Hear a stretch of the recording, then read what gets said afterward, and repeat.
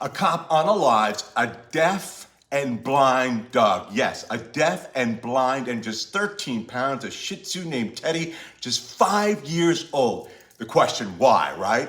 Well, the PD has issued a statement that essentially boils down to one thing: fear. So I just called that police department. Voicemail.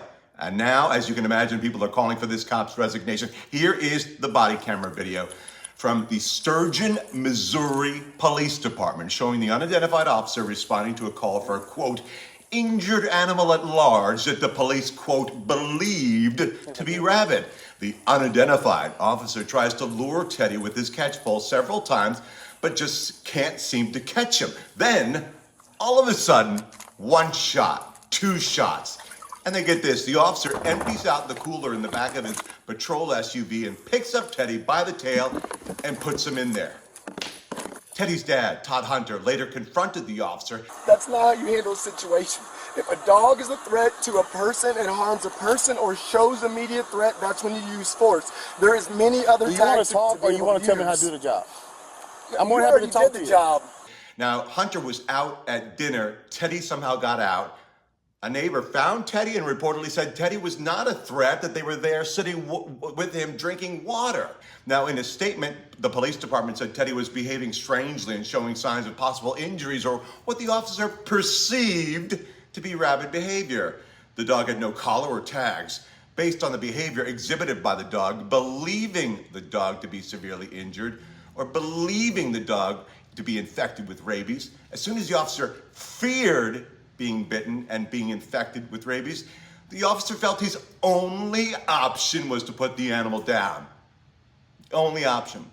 The animal's behavior was because the animal was blind. Unfortunately, the animal's lack of a collar or tags influenced the officer's decision to put the animal down due to his belief that the animal was injured, sick, and abandoned. Listen to the exchange between the officer and Teddy's dad. But I'm asking you, how am I supposed to know the dog's condition? There's other ways, there's tactics to find out if the dog responds, if he's aggressive. I understand how to make a dog respond. Lethal is last resort. You can use a taser, you can use a lasso. There's many other. Where's the taser? I had a lasso. Many other ways. I had a lasso. I was using a lasso. And you. All I had was a dog with a condition I don't know. I don't know anything about it. I am sorry this happened. I'm not happy I had to shoot a dog. I got dogs myself.